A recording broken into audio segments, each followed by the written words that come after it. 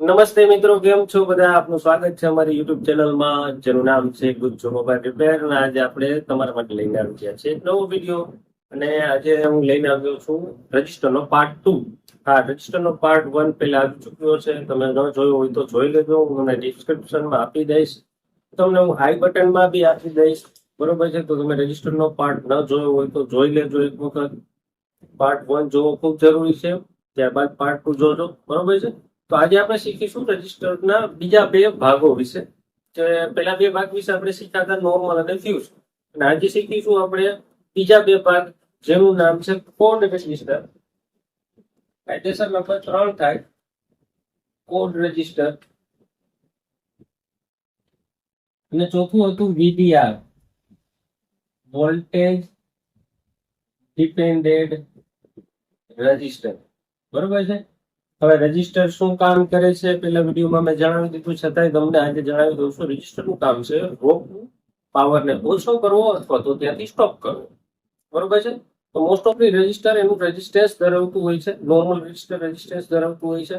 એવી રીતે કોડ રજિસ્ટરની અંદરમાં બી રેઝિસ્ટન્સ હોય છે. રજિસ્ટરનું બધાનું ટેસ્ટિંગ સેમ આવશે, છતાં બી હું તમને ટેસ્ટિંગ આનું સમજાવી દઈશ. ઠીક છે? તો ચાલો આપણે શરૂ કરીએ. તો પહેલું છે આપણું કોડ રજિસ્ટર. કોડ રજિસ્ટર કેવું હોય છે? તો એક રજિસ્ટર જેવું જ હોય છે. હવે આના બે કલર હોય, વ્હાઇટ બી હોય ને બ્લેક બી હોય. બરોબર છે? ઘણા ખરા આપણા મોબાઈલ ની અંદરમાં વ્હાઇટ કલર નું હોય છે, ઘણામાં બ્લેક કલર નું હોય છે. તો કલર સાથે નથી કઈ, પણ એની ઉપર એક કોડ લખેલો હોય છે. માની લો કે 2R5 આ રીતનો એક કોડ લખેલો છે, અથવા તો 0R2 લખેલું છે. તો કોઈ બી એક કોડ લખેલો હોય છે. હવે આ કોડ રજિસ્ટર ની અંદર શું કરવાનું હોય? તો કે કોડ રજિસ્ટર ની અંદરમાં આ કોડ ને ડીકોડ કરીને આપણે બારોબાર એના રેઝિસ્ટન્સ જાણી શકીએ. એટલે કે તે કેટલા અંશનું છે એ આપણને પહેલેથી જ ખબર પડી જાય. એને માપવાની જરૂર ન પડે. જો દરેક સર્કિટના ડાયાગ્રામ ન મળતા હોય, એટલે અમુક અમુક ઇલેક્ટ્રોનિક સર્કિટની અંદરમાં એ રજિસ્ટરની ઉપર કોડ મારેલા હોય છે, જેનાથી કોઈ બી કારીગરના હાથમાં એક બોર્ડ આવે તો બોર્ડમાં કેટલા રેઝિસ્ટન્સનું એ રજિસ્ટર છે એને અગાઉથી ખબર પડી જાય. એના માટેનો કોડ વાપરવામાં આવતો હોય. મોબાઈલ પીસીબી ની અંદરમાં વધુમાં વધુ 1 થી 2 રજિસ્ટર જ કોડ રજિસ્ટર હોય છે. બાકી બધા તો નોર્મલ પ્રકારના ને ફ્યુઝ પ્રકારના ને વીડીઆર પ્રકારના હોય છે. છતાંય આવે છે એટલે આપણે એક વખત સમજી લઈએ કે કોડ રજિસ્ટર શું હોય છે. તો પહેલા તો જો એક તમને સમજાઈ ગયું છે કે કોડ રજિસ્ટર એટલે એની ઉપર એક કોડ લખેલો હોય છે. બરોબર છે? હવે આપણે એ કોડને ડીકોડ કરતા શીખવાનું છે. તો ડીકોડ કઈ રીતે કરશું? તો કે જો એક હોય આર, એક હોય કે ને એક હોય એમ. આર નો મતલબ થાય નોર્મલ અંશ, અંશની આ નિશાની છે. કે નો મતલબ થાય કિલો અંશ, અને એમ નો મતલબ થાય મેગા અંશ. બરોબર છે? તો આ રીતે આર કે ને એમ ઉપરથી પહેલા તો આપણે એ નક્કી કરવાનું કે કોઈ બી રજિસ્ટરની ઉપર આર લખેલું છે તો નોર્મલ અંશમાં છે, કે લખેલું છે તો કિલો અંશમાં છે, અને એમ લખેલું છે તો મેગા અંશમાં છે.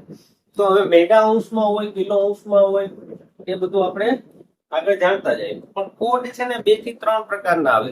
એક નંબરિક કોડ આવે, એક આલ્ફાબેટિક કોડ આવે. ખાસ તો બે આવે, અને એક નંબર આલ્ફાબેટ મિક્સ આવે. બરોબર છે? તો આપણે કોડ વિશે પહેલા તો જાણીએ. હવે હું તમને એક્ઝામ્પલ તરીકે 2-3 રજિસ્ટરો આપી દઉં છું. પછી ટેસ્ટ કરશો ને તો બી એની અંદરમાં તમને એટલા જ રેઝિસ્ટન્સ જોવા પડશે. 252 છે,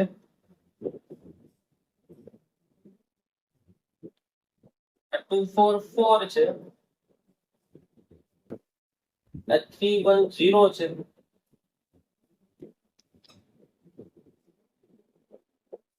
અને 510 છે. આને 3 અંક વાળા કોડ લીધા છે. જો રજિસ્ટર ની અંદરમાં મુખ્યત્વે 3 અંક અને 4 અંક, વધુમાં વધુ 4 અંક વાળા કોડ વાળું રજિસ્ટર હોય. આ અંક કોડ વાળું રજિસ્ટર છે.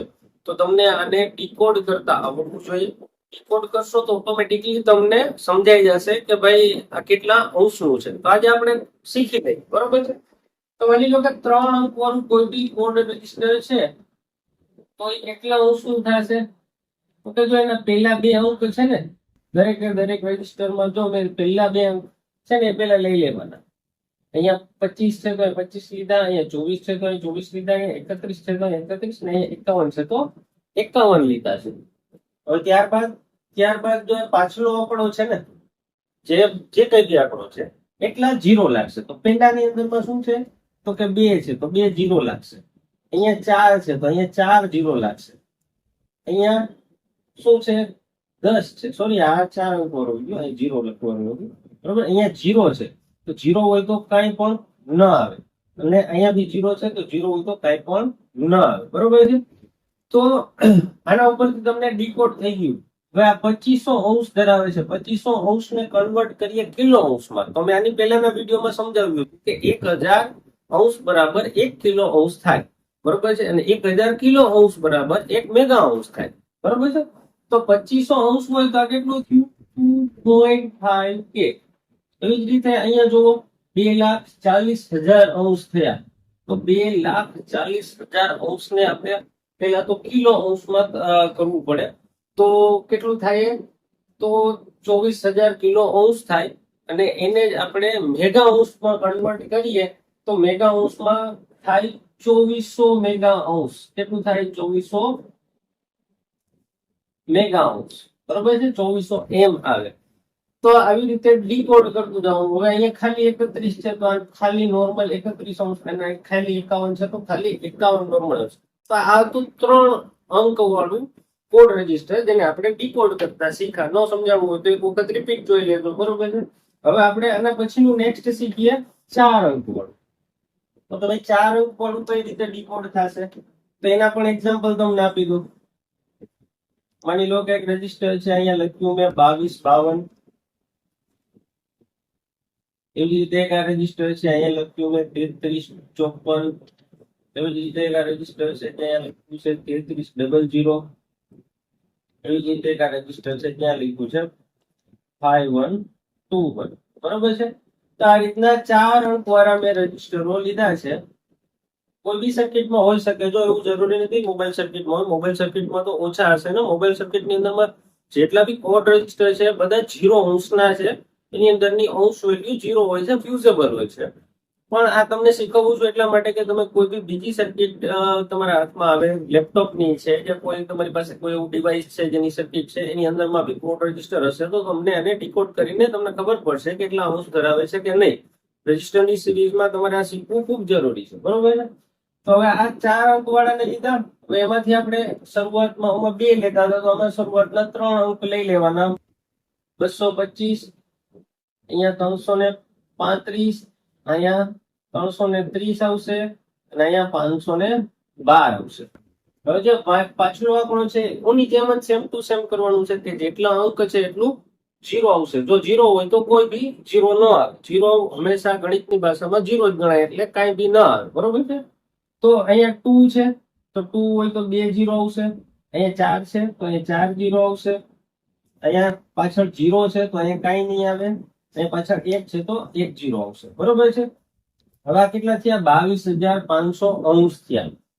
તો 22,500 ને આપણે પાછું કન્વર્ટ કરીએ કિલો અંશમાં તો 2250 કિલો અંશ થાય, અને એને મેગા અંશમાં કન્વર્ટ કરીએ તો 225 મેગા અંશ થાય.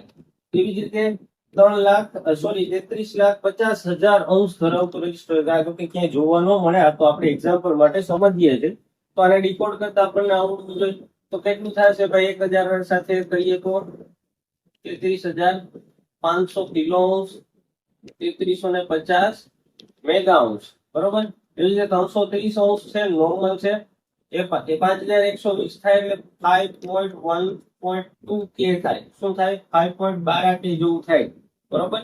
તો આ રીતે તમને ડીકોડ કરતા આવડવું જોઈએ. ડીકોડ કરતા આવડી જાય તો તમે રજીસ્ટરને સમજી શકશો ને એના કેટલા અંશ છે એ તમને ખબર પડી જશે. હજી એક છે બરોબર છે, આ હતું અંક વાળું. હવે આવશે આલ્ફાબેટ વાળું, મતલબ કે એબીસીડી એમાં સાથે હોય. એબીસીડી ના હોય જો કે એમાં લખેલું હોય કાં તો આર લખેલું હોય, કાં તો કે લખેલું હોય, કાં તો એમ લખેલું. તો આપણે રજીસ્ટરને સમજીએ એ રીતના રજીસ્ટર હોય તો એ શું કરવાનું છે બરોબર છે. અહીંયા તમને એક્ઝામ્પલ માટે 4 રજીસ્ટરો આપી દઉં છું.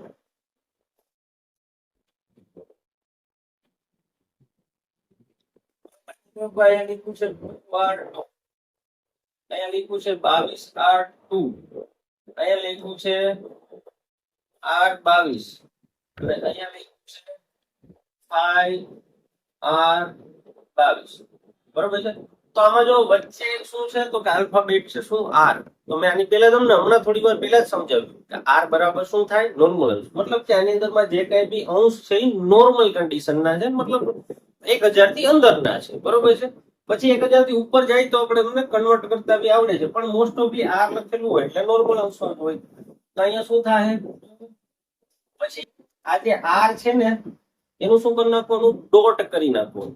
આર હોય અહીંયા શું કરી નાખવાનું, ડોટ. તો અહીંયા મેં શું કીધું, ડોટ. એના પછી પાછું આપણું શું છે 2. તો 2.2 નોર્મલ અંશ છે, બરોબર છે. એવી જ રીતે અહીંયા શું છે 22. તો પેલા 22 લઈ લીધા, આર આવ્યો અને ડોટ કરી નાખ્યો અને પછી 2 છે તો 22.2 નોર્મલ અંશ છે. એવી રીતે અહીંયા આર 22 છે તો આર પેલા આવ્યો તો એની પેલા શું અંશ છે 0.22 અંશ થશે.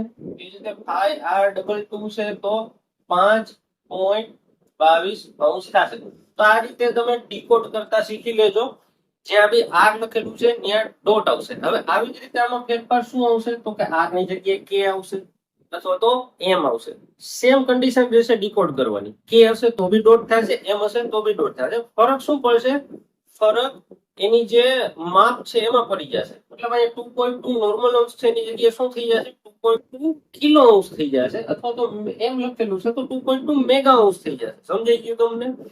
માની લો કે આર ની જગ્યાએ કે છે તો 2.2 કે થાય, આર ની જગ્યાએ એમ છે તો 2.2 એમ થાય. તો રજિસ્ટરના માપમાં જો આ કોઈ બી જગ્યાએ આર કે અથવા એમ હોય તો તમારે ખાલી એટલું સમજવાનું છે, આર એટલે નોર્મલ, કે એટલે કિલો અંશ ને એમ એટલે મેગા અંશ.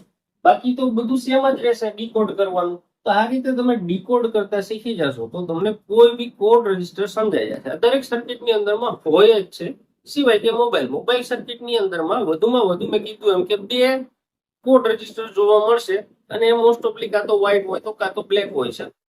તો કોડ રજિસ્ટર વ્હાઇટ અને બ્લેક બે જ કલરના આવે છે, ત્રીજો કોઈ કલર નથી આવતો.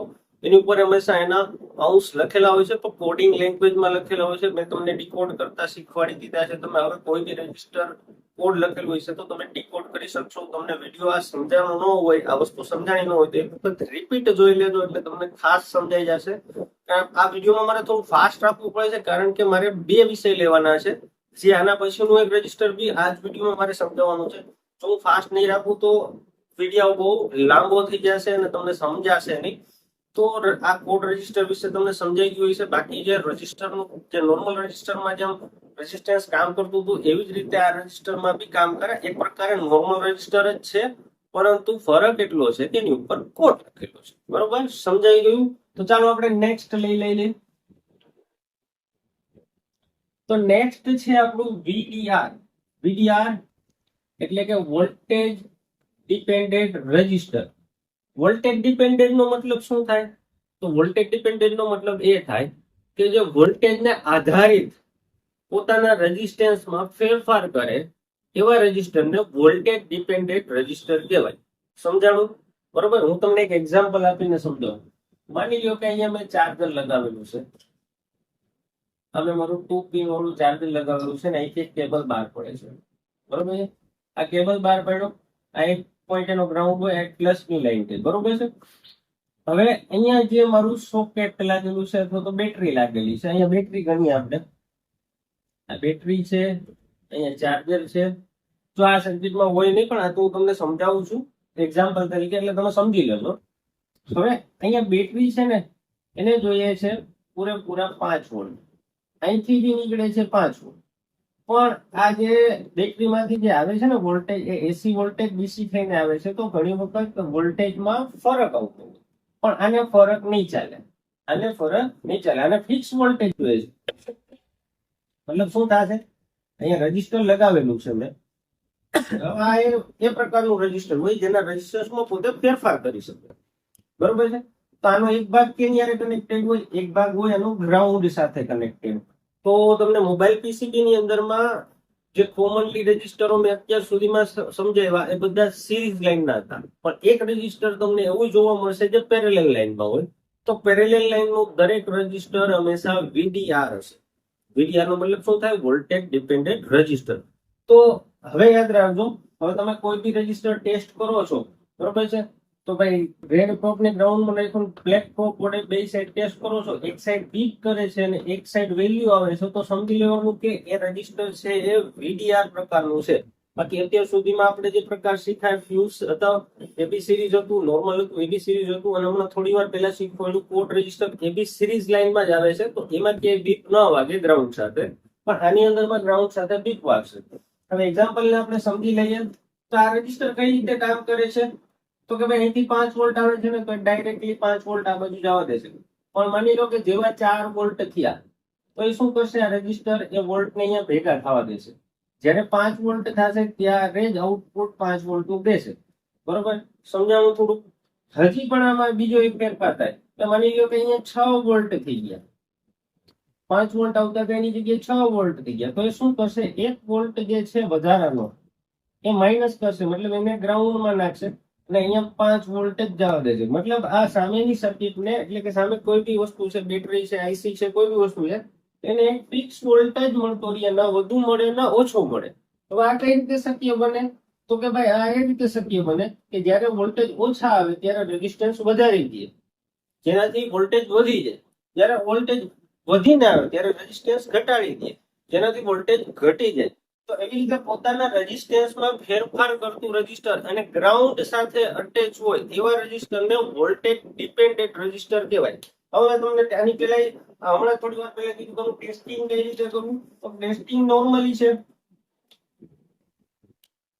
તમને માની લો કે રજીસ્ટર દેખાય છે, બરોબર છે, બ્લેક કલર છે, બંને બાજુ સિલ્વર છે. મેં આની પહેલા રજીસ્ટરના ફોટા નાખી દીધેલા છે, છતાંય તમે જોઈ લો રજીસ્ટર કેવા દેખાતા હોય. ઠીક છે, તો તમે જોયા, સમજાણું? તો રજીસ્ટર આ પ્રકારના હોય છે.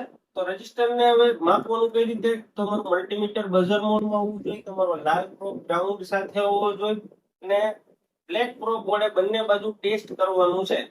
એક બાજુ શું હોવી જોઈએ, વેલ્યુ, એક સાથે એક બાજુ શું હોવી જોઈએ, ટીપ.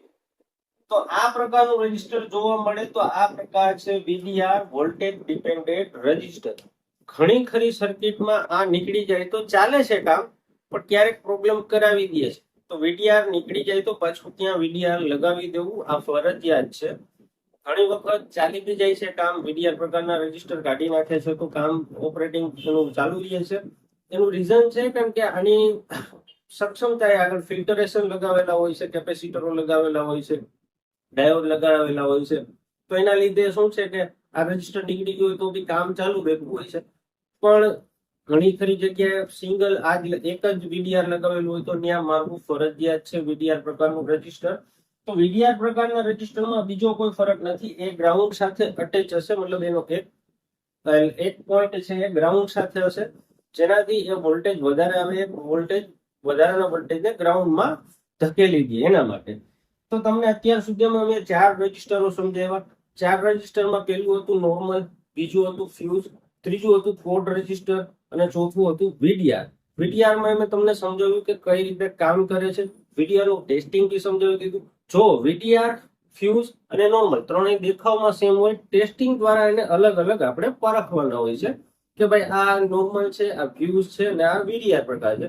VDR નો પ્રકાર છે સિમ્પલ છે, તમને ઓળખાઈ જશે, એક બાજુ પીક કરશે, એક બાજુ વેલ્યુ આવશે. જેમ આપણે કેપેસિટરને ટેસ્ટ કર્યું હતું એવી જ રીતે સેમ ટુ સેમ ટેસ્ટ કરવાનું છે. તમે કેપેસિટરનો વિડીયો ન જોયો હોય તો એ બી જોઈ લેજો, હું તમને ડિસ્ક્રિપ્શનમાં આપી દઈશ, આઈ બટનમાં આપી દઈશ. મારા વિડીયો તમને કેવા લાગે છે એ તમે મને જણાવજો. આ વિડીયોની અંદરમાં તમને કઈ મારી ભૂલ દેખાતી હોય તો એ બી જણાવજો. આ વિડીયો તમને કેવો લાગ્યો એ બી જણાવજો. તમને રજીસ્ટરો પૂરી રીતે મેં સમજાવવાની કોશિશ કરી છે, છતાંય ન સમજાવું તો એક વખત રિપીટ વિડીયો જોઈ લેજો, અને છતાંય ન સમજાય તો મને કહેજો, એક વખત પાછો વિડીયો તમને બનાવી દઈશ. ત્યાં સુધી મારા વિડીયોને જોતા રહો, લાઈક કરો, શેર કરો.